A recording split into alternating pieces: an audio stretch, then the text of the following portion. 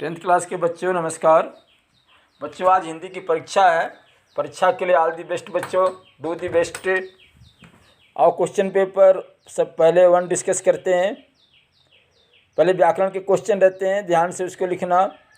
First question, बात शब्द का बहुवचन, इसका बी ऑप्शन है, बातें बिंदु वाला। अपना शब्द का विलोम है पराया, सी ऑप्शन है। आग बबूला होना मुहावरे का अर्थ है डी, अत्यंत क्रोधित होना। फोर्थ क्वेश्चन बच्चों आप लोग बहुत लोग गलत किए हो। इसका जो ऑप्शन है डी, की कम बड़ी ई, आपके बुक में भी है। कर्नाटक संपदा में जाकर पढ़िए, कर्नाटक की पश्चिम दिशा में। पांचवा क्वेश्चन, प्रथम प्रश्नार्थक क्रिया रूप, ए ऑप्शन है लिखाना। सिक्स्थ क्वेश्चन, क्या तुम थक गई हो, ये है प्रश्नवाचक, ए ऑप्शन। सेवेंथ क्वेश्चन, द्वंद्व समास का उदाहरण जहाँ पेयर वाले हों, जैसे दोनों भाई, डी ऑप्शन, राम और लक्ष्मण, राम लक्ष्मण। और आठवां क्वेश्चन है वृद्धि संधि का उदाहरण बच्चों, एकैक, 1+1, 1/1, एकैक। सेकेंड क्वेश्चन देखो, एनोलॉजी का अनुरूपता का क्वेश्चन है, हैकिंग अभिशाप है तो फेसबुक वरदान, बून वरदान। टेंथ क्वेश्चन, बसंत की सच्चाई में ईमानदारी की सीख है तो गिल्लू में क्या सीख है, प्राणी दया की सीख, हमें प्राणियों पर दया करनी चाहिए। 11th क्वेश्चन, बाएं हाथ में न्याय पताका है, दाहिने हाथ में ज्ञान दीप। 12th क्वेश्चन, सूरदास जी कृष्ण भक्त हैं, तुलसीदास जी राम भक्त। चलो थर्ड में देखो, एक एक पूर्ण वाक्य में उत्तर लिखना है। आधुनिक पुरुष ने किस पर विजय पाई है, प्रकृति, नेचर के ऊपर।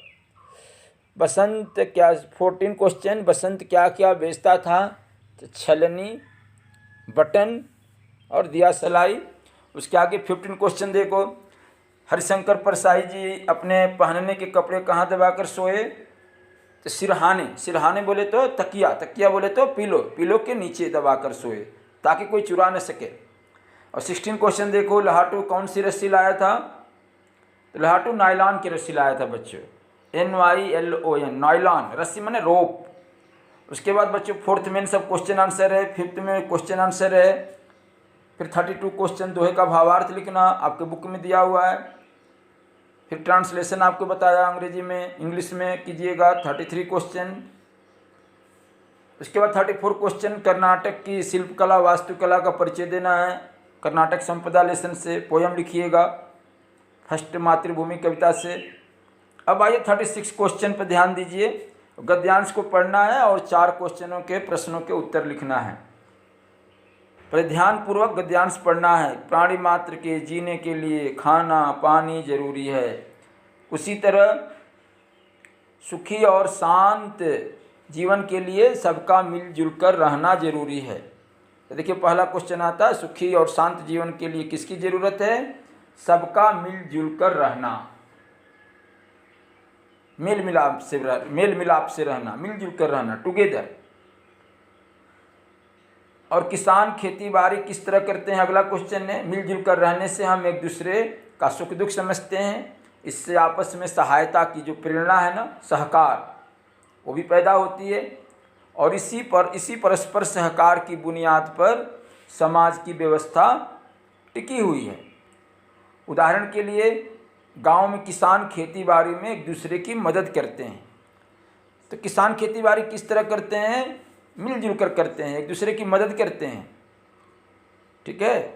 और समाज की व्यवस्था किस पर टिकी हुई है, तो समाज की जो व्यवस्था है इसी परस्पर सहकार की बुनियाद, बुनियाद माने फाउंडेशन, नींव, सहकार माने सहयोग, परस्पर आपस में, तो परस्पर सहकार की बुनियाद पर समाज की व्यवस्था टिकी हुई है। और सहकार क्या है, वो लास्ट में मिलता है। इस तरह एक दूसरे की मदद करने की जो प्रणाली है, सिस्टम है, हेल्प करना, वही सहकार है, सहयोग है बच्चों। इसके बाद बच्चों आप लोग निबंध 3 रहता है, प्रबंध, निबंध, ऐसे राइटिंग, जनसंख्या की समस्या, स्वच्छ भारत अभियान, SBA, समय का सदुपयोग, कोई एक लिखिए। आपको संकेत बिंदु दिए हुए हैं, पॉइंट दिए हुए हैं। और उसके बाद पत्र भी 2 है बच्चों, एक व्यावहारिक पत्र होता है, एक पारिवारिक पत्र होता है, 2 में से एक लिखिए।